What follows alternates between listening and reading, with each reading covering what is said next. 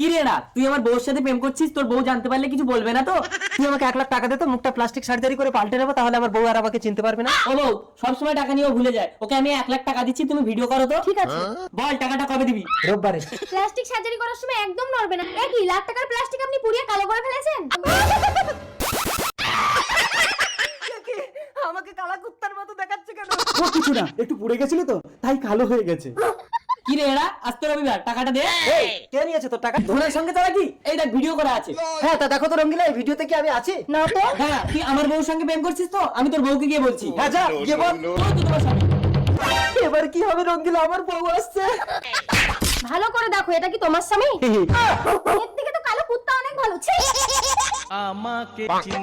হায় আরে রঙ্গিলা, তুমি কোথায় যাচ্ছ? আমিও তো আমাকে চিনতে পারছি না। কি রে এরা, আমার টাকাটা? এই যা তো, সারা কেউ আমাকে চিনতে পারছে না রে, আমাকে বলতে পারছে না।